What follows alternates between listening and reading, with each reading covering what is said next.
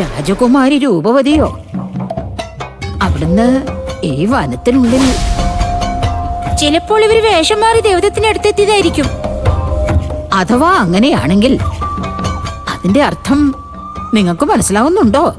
കൊട്ടാരത്തിനുള്ളിൽ പ്രവേശിച്ചത് ദേവതത്തിനാണെന്ന് ഇവർക്ക് മനസ്സിലായിട്ടുണ്ടാവും.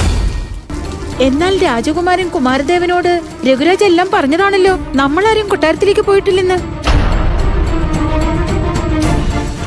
എങ്കിൽ എല്ലാവരും മനസ്സിലാക്കിക്കൊള്ളുക, നാം നമ്മുടെ പ്രാണൻ പോലും പണയം വെച്ച് ദേവദത്തിനെ രക്ഷിച്ചതായിരുന്നു.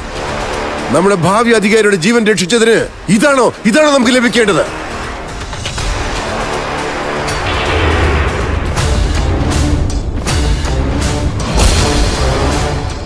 ഈ കാര്യം നിങ്ങളെ ഭാവി അധികാരിയോട് നിങ്ങൾ തന്നെ ചോദിക്കേ.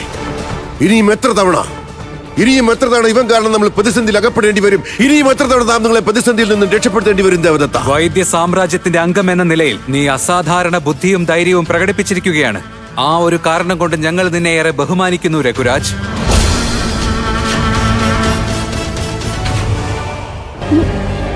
നമുക്ക് യാതൊന്നും മനസ്സിലാക്കാൻ കഴിയുന്നില്ല.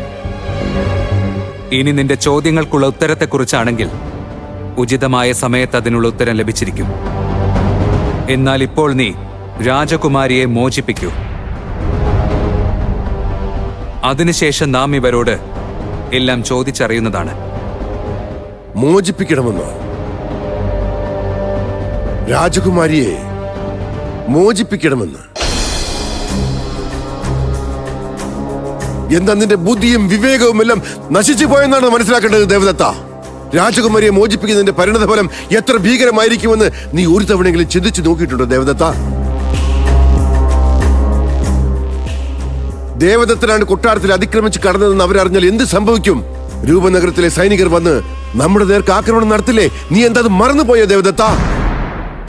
അഥവാ രാജകുമാരി തിരികെ ചെന്നെല്ലാം അവരോട് പറഞ്ഞു കഴിഞ്ഞാൽ പിന്നെ എന്ത് സംഭവിക്കുന്നു നിനക്കറിയാമോ? പിന്നീട് അവർ വന്ന് നമ്മുടെ രാജ്യത്തെ പൂർണ്ണമായും ഇല്ലാതാക്കുന്നതാണ്. അപ്പോൾ പിന്നെ ആരാണ് നമ്മളെ രക്ഷിക്കുക ദേവദത്ത? നീ രക്ഷിക്കുമോ ദേവദത്ത?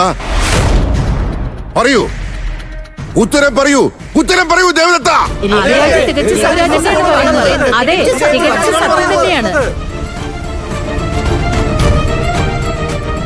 രൂപനഗരത്തിലെ സൈനികർ ഇവരോട് വലിയ അതിക്രമം കാണിച്ചിരിക്കുന്നു.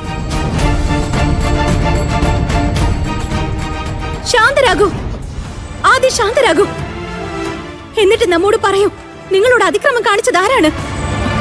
രൂപവതി രാജകുമാരി. ശബ്ദിക്കരുത്, ശബ്ദിച്ചു പോകരുത്. ഇവരോട് ആരും തന്നെ ഒന്നിനെ കുറിച്ച് സംസാരിച്ചു പോകരുത്. ആരും മറക്കാൻ പാടില്ല, ഇവരുടെ പൂർവികരാണ് നമ്മുടെ രാജ്യത്തിന് മേൽ ആക്രമണം അഴിച്ചുവിട്ട് എല്ലാം കീഴടക്കിയത്. ഇവർ തന്നെയാണ് നമ്മുടെ അഭിമാനവും അന്തസ്സും എല്ലാം പൂർണ്ണമായി തകർത്ത് കളഞ്ഞത്. ഈ യാഥാർത്ഥ്യം നിങ്ങൾ ഒരിക്കലും മറക്കാൻ പാടില്ലാത്തതാണ്. ഈ രാജകുടുംബം ഇപ്പോഴും നമ്മുടെ ശത്രുക്കൾ തന്നെയാണ്. ഈ ശത്രുരാജ്യത്തിന്റെ രാജകുമാരി രൂപവതി അവരുടെ സൗന്ദര്യത്തിനൊപ്പം അവരുടെ മധുര വചനങ്ങളും കൊണ്ട് നമ്മളെ സ്വാധീനിക്കാൻ എത്തിയതാണ്. മതിയാക്കൂ. രാജകുമാരി രൂപവതിയെ കുറിച്ച് ഇത്തരം അനാവശ്യങ്ങൾ വിളിച്ചു പറയാൻ നിനക്കാരാണ് അധികാരം നൽകിയത്? അത്ഭുതം തന്നെ, മഹാ അത്ഭുതം തന്നെ. കണ്ടില്ലേ, നിങ്ങളിത് കണ്ടില്ലേ? ഇവരുടെ മുന്നിൽ നമ്മൾ അമ്പും വില്ലും കൊണ്ടാണ് നിൽക്കുന്നത്. എന്നിട്ടും ഇവരുടെ മുഖത്ത് യാതൊരു ഭയത്തിന്റെയും ലക്ഷണമില്ല. ഇവരുടെ കണ്ണുകളിലും ഇവരുടെ മുഖത്തും ഇവരുടെ ശബ്ദത്തിലും കേവലം നമ്മോടുള്ള വെറുപ്പ് മാത്രമാണുള്ളത്.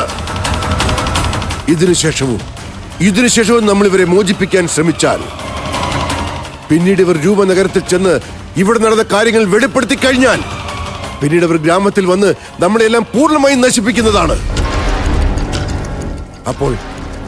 അപ്പോൾ എന്ത് സംഭവിക്കും? നമ്മളെ ആരായിരിക്കും രക്ഷിക്കാൻ ഓടി വരിക? ദേവദത്തനോ? ദേവദത്തൻ കേൾക്കൂ, ഒരു കാരണവശാലും ഇവരെ മോചിപ്പിക്കാൻ പാടില്ലാത്തതാണ്. ഇവരെ ബന്ദികളാക്കി കൊണ്ടുപോകൂ.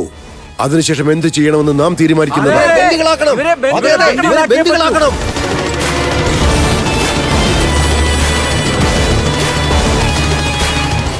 ഇല്ല, ഇത് ഉചിതമല്ല, ഇത് തെറ്റാണ്.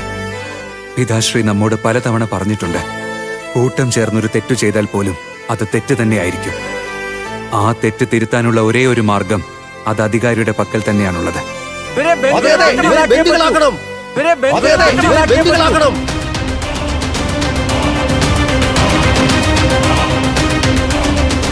നിൽക്കൂ, ആരും മുന്നോട്ട് വരാൻ പാടില്ല.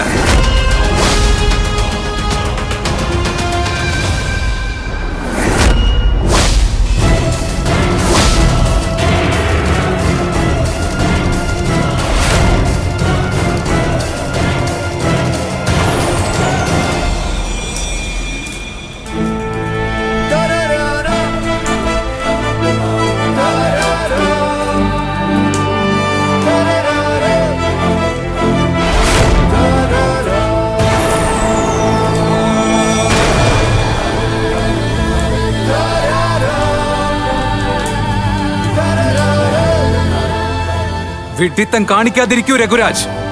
രാജകുമാരി രൂപവതി രൂപനഗരത്തിന്റെ അഭിമാനമാണ്. നമുക്കുറപ്പുണ്ട്, നാം ഇപ്പോൾ അവരെ മോചിപ്പിക്കുകയാണെങ്കിൽ നമുക്കൊരു ഹാനിയും സംഭവിക്കുകയില്ല. എന്നാൽ അവരെ ബന്ദിയാക്കി മാറ്റി അവരുടെ അഭിമാനത്തിന് ഹാനി വരുത്തുകയും ആ വാർത്ത കൊട്ടാരത്തിൽ അറിയുകയും ചെയ്താൽ പിന്നെ അവർ വെറുതെ ഇരിക്കില്ല. അത് യുദ്ധത്തിലേക്ക് വഴിതെളിക്കും. പിന്നീട് നമുക്ക് തന്നെയായിരിക്കും നാശം. അതുപോലെ തന്നെ നമ്മുടെ പൂർവികന്മാരും ഇതുവരെ ഒരു സ്ത്രീകളെയും ഉപദ്രവിച്ചിട്ടുമില്ല. നമ്മളും അത് ചെയ്തിട്ടില്ല. ഇനി ഒരിക്കലും ആരും അത് ചെയ്യാനും പോകുന്നില്ല. ഇത് തന്നെയാണ് നമ്മുടെ സിദ്ധാന്തം. അതെന്ത് ന്യായമാണ് ദേവദത്ത? സ്ത്രീകൾ, ഇവർ സ്ത്രീകളായതുകൊണ്ട് നമ്മുടെ ശത്രുക്കളല്ലാതാകുമോ? ദേവദത്ത, ശത്രുക്കൾ തന്നെയാണ്. പണ്ട് രൂപനഗരത്തിലെ ആ സൈനികർ നമ്മുടെ സമൂഹത്തെ ഒന്നടങ്കം ആക്രമിച്ചു. അപ്പോൾ അവർ സ്ത്രീകളിലും പുരുഷന്മാരിലും എന്തെങ്കിലും വ്യത്യാസം കണ്ടിരുന്നോ? അവർ തെറ്റ് ചെയ്തിട്ടുണ്ടെങ്കിൽ നാം അത് ആവർത്തിക്കേണ്ട കാര്യമില്ല. ഇത്തരത്തിലുള്ള ശിക്ഷണം നമുക്ക് ലഭിച്ചിട്ടില്ല രഘുരാജ്. പുരുഷൻ എന്ന ബലത്തിൽ സ്ത്രീയെ ആക്രമിക്കരുത്. അത്തരം പ്രവൃത്തികൾ നമ്മുടെ ധൈര്യം കാണിക്കാനുള്ള മാർഗവുമല്ല.